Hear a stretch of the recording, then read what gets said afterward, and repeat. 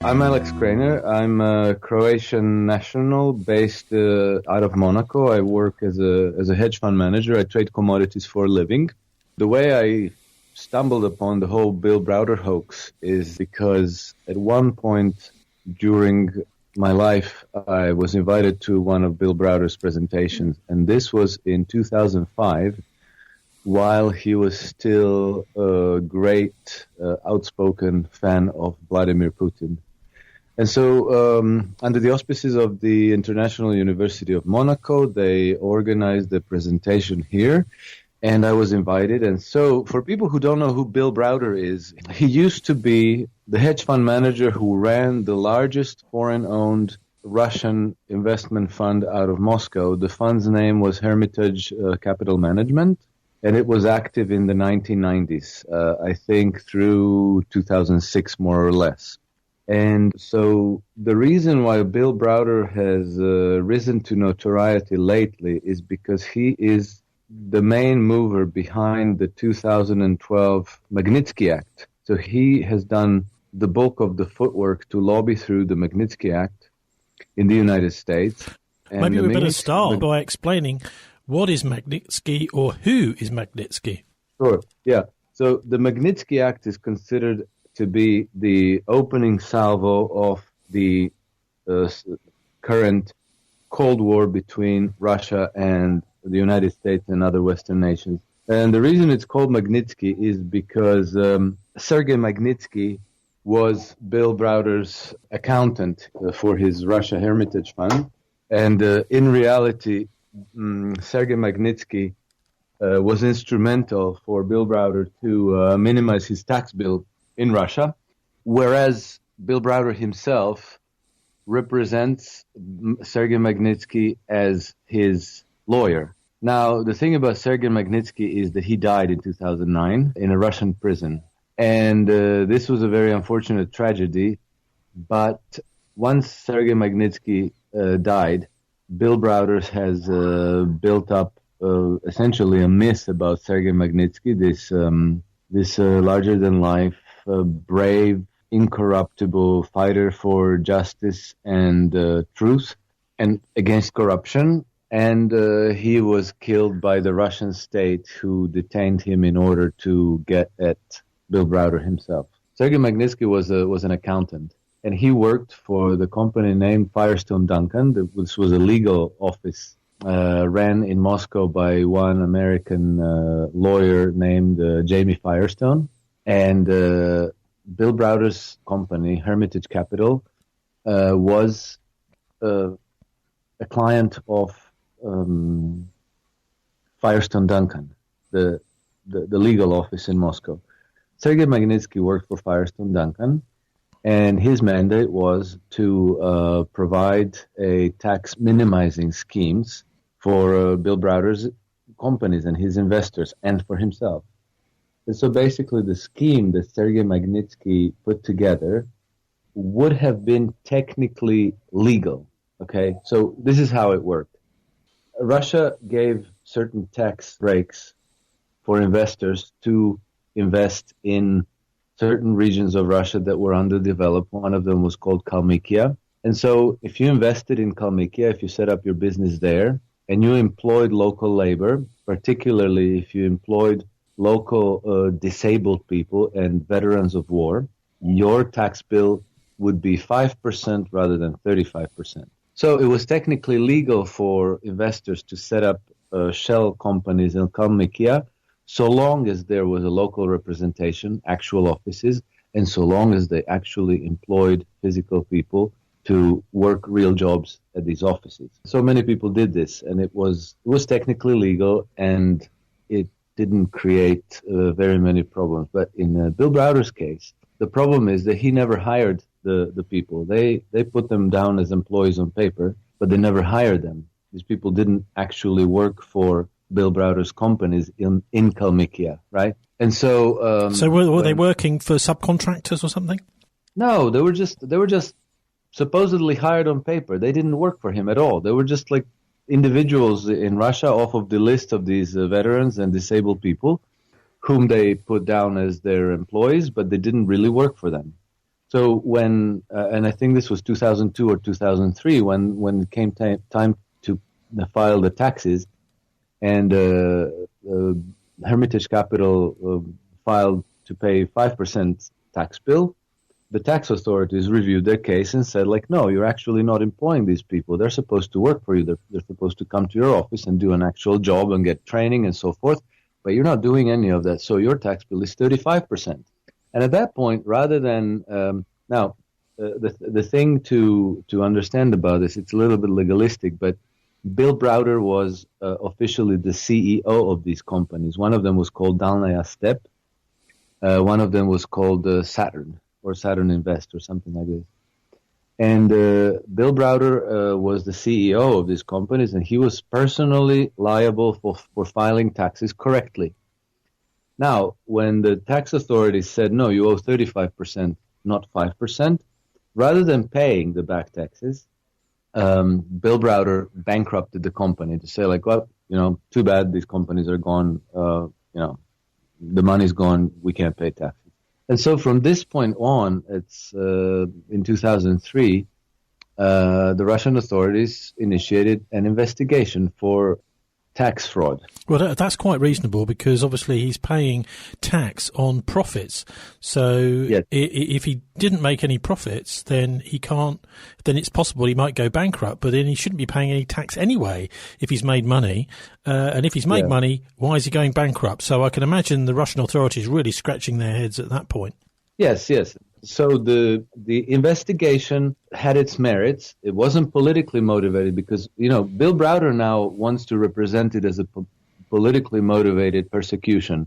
But that's not true because at the time, Bill Browder built a reputation as the most outspoken supporter of Vladimir Putin. Okay, so there was no question about him being persecuted because he supported opposition or something like this. He was an outspoken Vladimir Putin supporter, and this was well understood. So it was purely a legal process based on the fact that not only did he fail to pay taxes correctly, but once he got the bill to pay the full amount of taxes he was owing, he bankrupted the entities that were owing the taxes. So that's where the investigation starts from. This investigation continued through 2007. Earlier already, it moved from Kalmykia to Moscow on the federal level, and at some point he was invited to have an interview with the police. They wanted to come over, they wanted to ask some questions, they wanted to see some documents,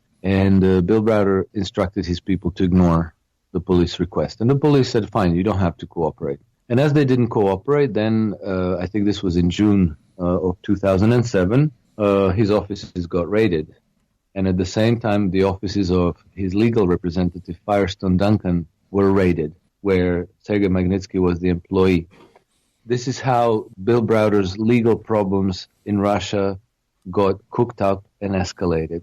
And he had many options to minimize or straighten out his legal problems by paying the back taxes. This was simply the question of him paying his taxes correctly. And so this is issue A.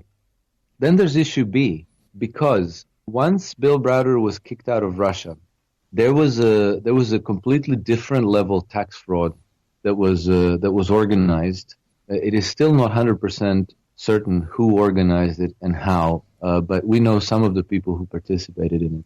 But basically, here's what happened. A number of Russian-based entities that were owned by Bill Browder's Hermitage Capital Management got ostensibly stolen from him. Now, Bill Browder says that this was done during these June 2007 raids, which were part of his Kalmykia tax fraud investigation. He says that during those raids, the documents needed to steal his companies were confiscated, and that once the authorities confiscated these documents, they re-registered the companies in some common criminals' names. They created phony liabilities against these companies in the exact amount of their 2006 profits, which turned out to be $1 billion, more or less, 900 and some million, very close to $1 billion. And because these entities paid taxes on these profits, which were in the total amount of $230 million, as they created phony liabilities in the amount of this $1 billion, these new owners of the company turned around to the authorities and said, like, as a matter of fact, we paid taxes on these profits, but we have all these liabilities which wipe out the profits. So the profits go to zero. So could we please have those taxes reimbursed? So they filed to have $230 million worth of taxes reimbursed, and the Russian tax authorities paid this money out. Okay, so the conflict about this particular tax fraud is that Russian tax authorities paid out $230 million in tax reimbursements, which were bogus, which were fraudulent. And Bill Browder built up a story accusing Russian police and Russian investigators of perpetrating this tax fraud. Now, he built a case that's credible on its face. As a narrative, it almost works. But a whole series of facts that need to corroborate this story don't add up. And so Bill Browder took his case to the Court of Public Relations. Basically, he wrote his book, The Red Notice, and he's going all over the world, all around, and he's giving his story in speeches, in interviews, in presentations, and so forth. And he's doing this as his full-time job, essentially, ever since.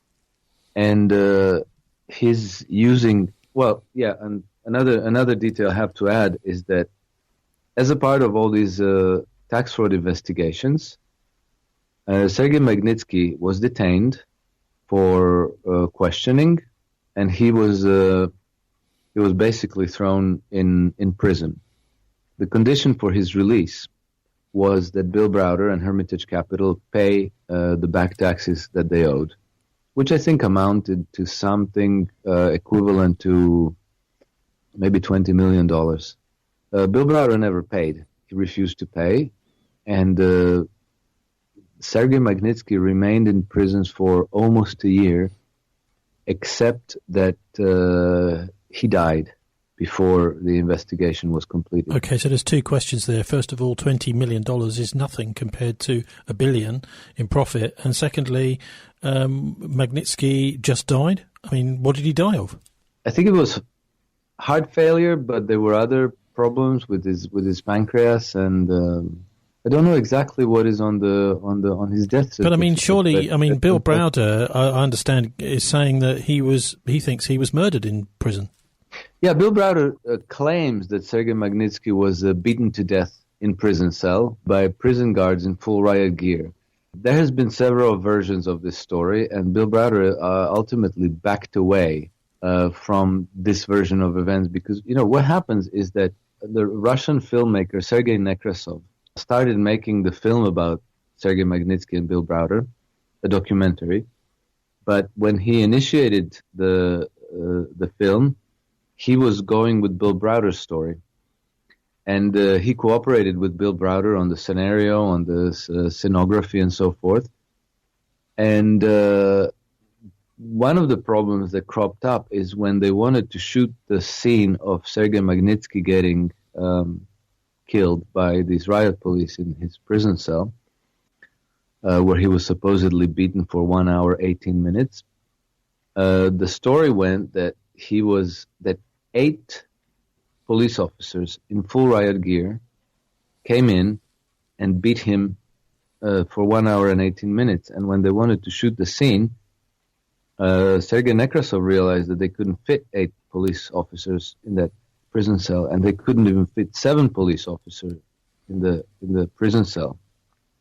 So that was a problem. But when he started reaching out to Bill Browder to say, like, well, there are these problems. Can you please explain to me what's going on? Then Bill Browder suddenly made himself very scarce and wouldn't be answering his phones. And I think it took Andrei about 2 or 3 months to track down Bill Browder and to confront him with all these questions and inconsistencies.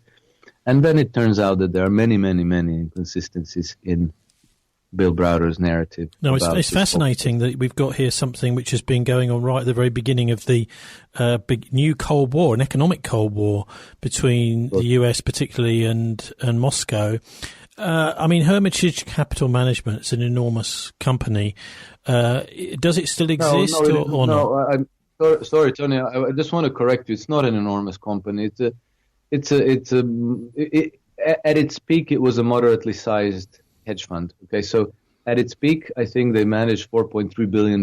Now, that's a lot of money, but in the hedge fund industry, that's not a lot of money. That's a small fund. Okay, and maybe in 1997 that was big, but not enormous. You have funds that manage tens, hundreds, thousands of billions of dollars. So to put things in perspective, it was not that important of an entity.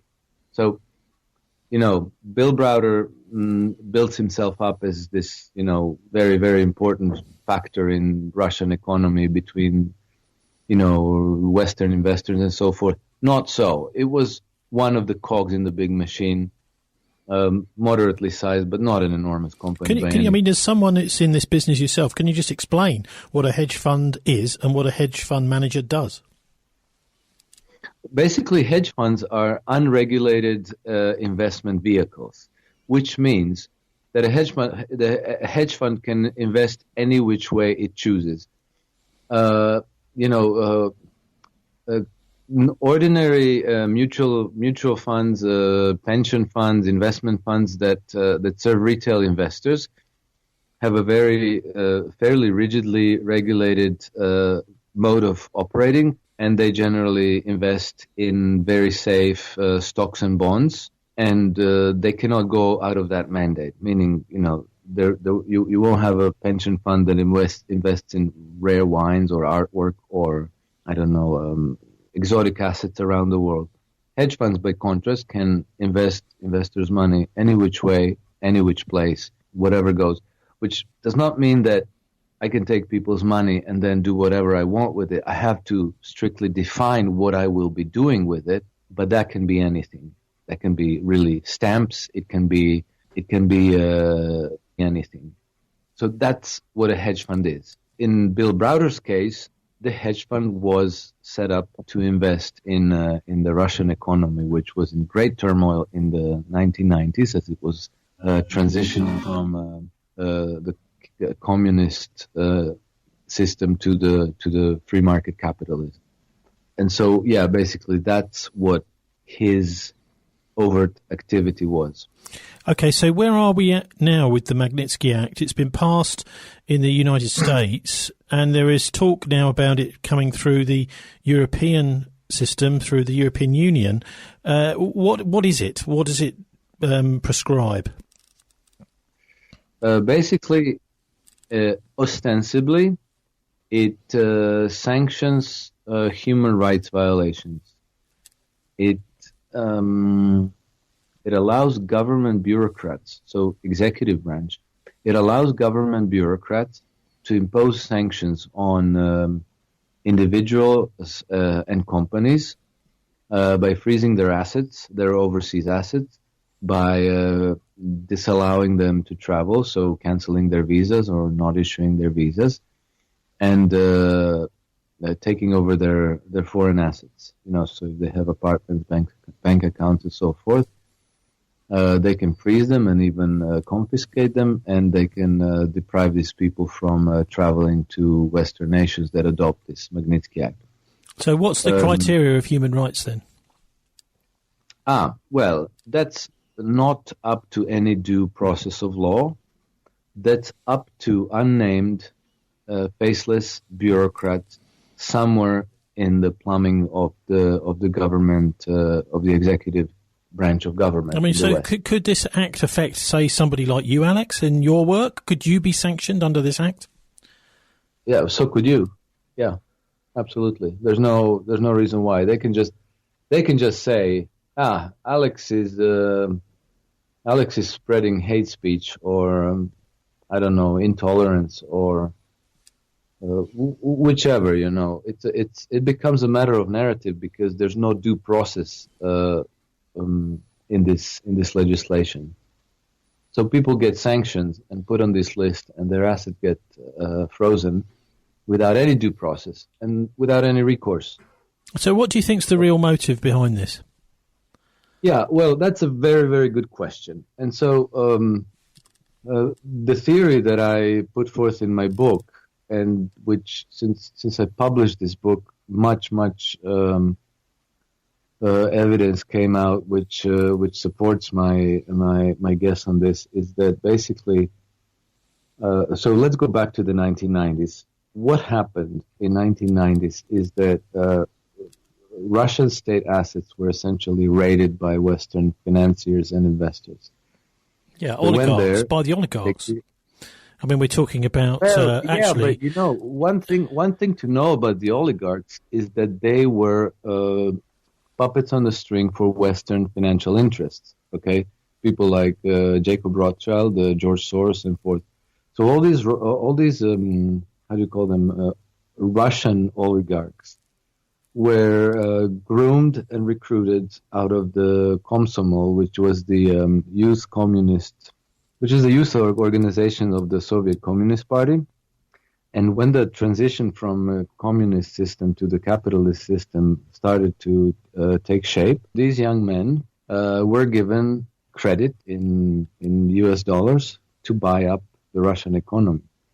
Not because they were very clever and more capable than other Russians, but because they were puppets on the string for these very, very powerful Western interests. So what happened through the process is that between $200 and $600 billion worth of Russian assets were transferred to the Western ownership. And so we're talking real assets, not nowadays this word billion is thrown around like it's nothing. We're already throwing trillions around like it's nothing. We're talking real assets, not paper derivatives. So basically what happened is that between 200 billion and 600 billion worth of Russian assets were transferred into Western hands. Now, you're talking about assets. I mean, are we talking about steel industries, aluminium industries, car industries, things like the national airline, Aeroflot? I mean, these are enormous concerns, aren't they? Yes, these are enormous concerns.